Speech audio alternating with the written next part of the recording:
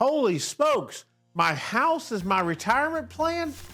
Believe it or not, many people actually believe this. And here's what they're really talking about when they say their house is their retirement plan. Well, they've got it almost paid off or it's completely paid off. And let's say it's an $800,000 home. So they're like, look, I've worked my whole life. This house I bought for $350,000 20 years ago is now worth $800,000. I'm going to have it paid off and I can use that equity to live on. Let's think about that for a minute. So we're going to borrow from our castle? Well, I could see where that might be a plan, but keep in mind, interest rates change on home equity loans. Oh, when you go to borrow on the house and you've retired and don't have income, your borrowing power may not be as good. Your interest rate may not be as good. You're like, well, wait, forget all that, Mark.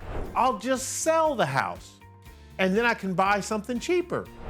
Really? Okay, well, that's possible, I guess. You could certainly go from an $800,000 house to a $300,000 house. Are you gonna like the neighbors you're with? Is it where you wanna live? Is this really your retirement plan? And then there's always the, well, I'm gonna get that reverse mortgage that pays me during retirement. And while I'm not telling you this hasn't worked out for people, what I'm saying to you is it's not a retirement plan. When I think of actually using my home in a reverse mortgage, I look at that as a last chance situation. You've run out of money. Social Security is the only thing you got coming in. You can't pay the bills and you tap into the mortgage saying, well, I can at least get $2,000 a month from this, $1,000 a month, and maybe I can survive. Surviving is not thriving, and that's what you aim to do in retirement. We've got to work toward getting rid of these ideas that my home is my retirement plan. Come on, we can do better than that. Don't even worry about it. Healthcare won't be that expensive in retirement. Oh my gosh, are you kidding me? Years ago, Fidelity did a study, and I say years, maybe 3 years ago, and it said the average couple that was 65 years old was gonna need $300,000 for healthcare. No, you mean long-term care. No, I don't mean long-term care. They said just for the healthcare part, this was paying your Medicare premiums and all the other stuff that it doesn't pay for, and this is how much a 65-year-old married couple would need throughout their lifetime. Look, I've looked at hundreds of plans in my life, thousands, and I have yet to see them factoring in $300,000 just for healthcare.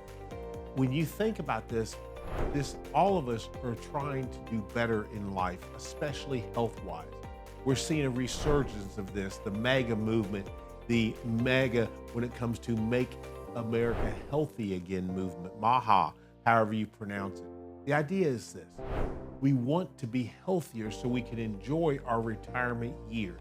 So many people are making great strides in that area.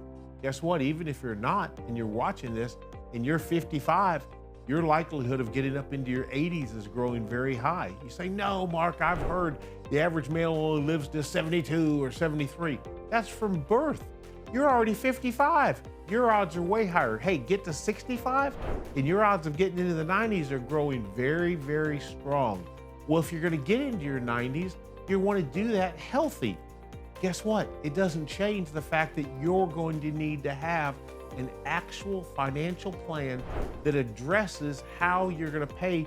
Forget long-term care for a minute. That's a whole separate content right there.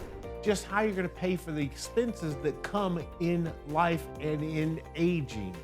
Hey, we've got to get this into a written financial plan for you. The market always recovers. What? Well, I guess that's true given enough time, but what does that have to do with your retirement plan? I want you to really think about this.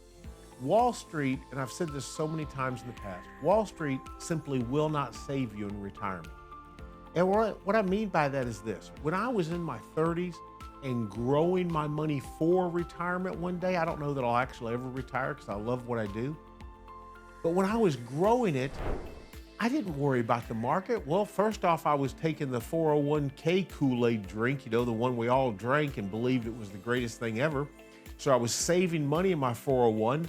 When it would go down, I was like, well, I'm not 55, I'm not 59 and a half. That was the age. I'm not 59 and a half. I can't touch the money anyway. So I'm not going to worry about it. In fact, I was getting what I thought was a great investment because it was dollar cost averaging. I would take my paycheck next week and they would take some money out of it. It would go directly to my 401k. And I was buying what I believed were quality items, and I was buying them on sale. So I knew the market would recover one day and I wasn't worried about it. Fast forward to now when you're in your 50s, late 50s, 60s, or older, and you're actually either getting ready to retire or you're in retirement. And tell me how that market recovery is going to affect you. Well, the recovery part might not affect you in any way but positive ways.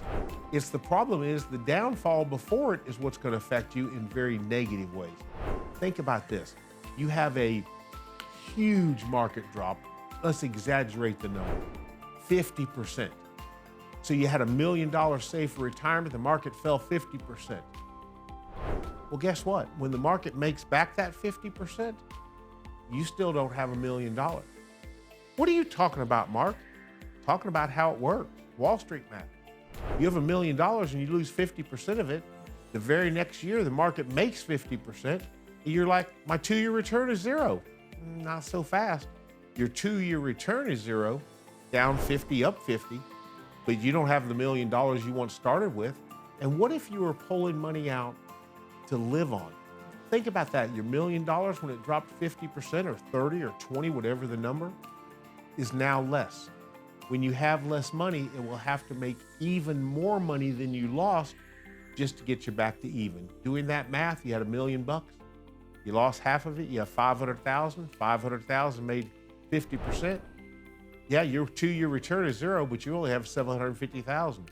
Imagine if you'd been pulling money out of it to actually live on. This doesn't mean I want you to be afraid of the markets, because you shouldn't be. You should have money in the markets for your long-term growth, for the growth you want to beat inflation with. That is so important, but it's not your financial plan, because if you're doing your financial plan based on Wall Street's simply not going to save you. Hey, stay tuned for more content just like this. Hit the bell, hit the little subscribe button, put some comments in there. Tell me what you'd like me to talk about. I've been doing this a long time, and I'd love to get more content out to you just like this.